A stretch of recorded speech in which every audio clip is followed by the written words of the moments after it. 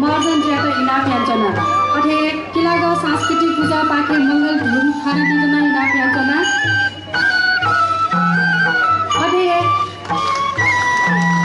शंकर धर्म कृपया स्वामा देशना दिजना मुपा ज्यादा इनाम याञ्चना वेकायता वाली यान्दिको लागि व्यवस्थापन समिति बुझ मेजो शान्त प्रजापति ज्यादा जितना बोनचना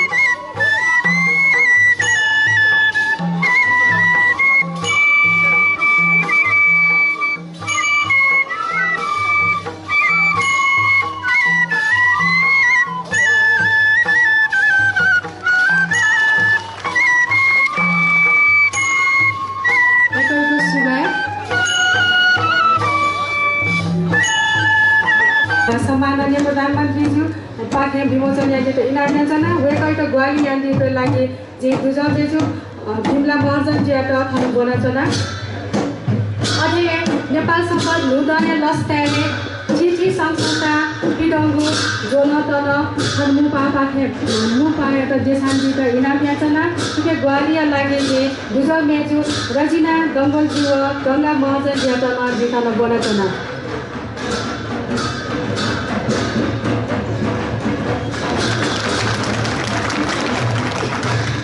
मंत्रीज्यू मेयरज्यू डेपुटी मेयरज्यू उपस्थित दाजुभाइ तथा दिदीबहिनीहरू सर्वप्रथम नेपाल सम्पद 11,1138 नयाँ वर्ष दीपावलीको उपलक्ष्यमा सबै नेपाली दिदीबहिनी तथा दाजुभाइहरूमा शुभकामना व्यक्त गर्न चाहन्छु। नेपाल सम्पद हाम्रो मौलिक सम्पद हो।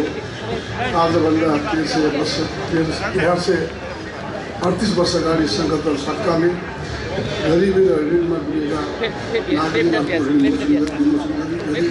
यस नयाँ सम्पदको आरम्भ गर्नुभएको हो। त्यसैले यो सम्पदलाई नागरिक स्वाभिमान स्वतन्त्र प्रतिमूर्तिको रूपमा अहिले श्री गर्नु हुन्छ। लोकतन्त्रको जसलाई मजबुत बनाउने सरकारले असल हुनुपर्ने हामी सम्झिन सक्दछौँ।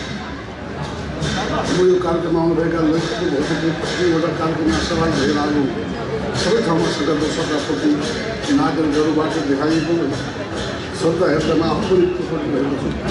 अनि सबैको श्रद्धा उहाँप्रति दिनुपर्छ। उहाँले लोक कल्याण गर्दै नेपाल सम्पदको नेपाल सरकार जस्तो नेपाल सम्पद जस्तो हाम्रो मौलिक सम्पद संस्कृतिको सृजना गर्नका लागि म सदैव तत्पर छु। नेपाल अझै पनि निरपेक्ष गरिबी र असमानतासँग गरिरहेको अवस्थामा समाजमा गरिबी र असमानताको अन्त्य गर्दै नेपाली जनताको आर्थिक स्तर वृद्धि गर्ने यो सम्पदको ऐतिहासिक पृष्ठभूमि हामी सबैलाई बाँड्न देखाउन सकेको छ। सामाजिक न्याय शान्ति राष्ट्रिय एकता कायम गर्ने एघारको रूपमा यस सम्पदलाई पनि म सम्पूर्ण रूपमा हार्दिक आह्वान गर्दछु। हामी लोकतान्त्रिक सबलीकरण आर्थिक समृद्धि नारी अधिकार रक्षाका लागि यस संविधान कार्यान्वयनको विशिष्ट परिवेशमा छौँ। स्थानीय निर्वाचन सम्पन्न भइसकेको छ। आसन्न प्रतिनिधि सभा र प्रदेशसभाको निर्वाचन गर्न सरकार प्रतिबद्ध छ। समूहको अन्त गरी राजनीतिक स्थायित्व कायम गर्ने कुरा पनि हामी लागिरहेका छौँ। देशले सुम्पिएको राष्ट्रिय जिम्मेदारी दायित्व वहन गर्ने मेरो प्रयासले सबै नेपाली नागरिकका साथ सहयोग गर्ने भन्ने कुरा म अत्यन्त विश्वास छु।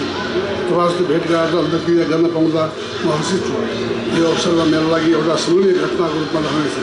अन्तमा यस अवसरले हामी सबै शान्ति र समृद्धिको पाटोमा हिँड्ने प्रेरणा गरौँ भन्ने कामना गर्दै पुनः एकपल्ट नेपाल सम्पद 1138 वर्षको उपलक्ष्यमा शुभकामना व्यक्त गर्न चाहन्छु। नेपाल सरकारले सधैँ आर्थिक सहायता दिँदै आएको छ। यसपालि पनि हामीले यसको लागि 10 लाख आर्थिक सहायता दिएका छौँ। आउँदो दिनमा पनि हामी गरिरहेका छौँ। अन्तमा यो नेपाल सम्पद सुरुवातको उपलक्ष्यमा सबैलाई हार्दिक शुभकामना व्यक्त गर्दै धन्यवाद। जय नेपाल।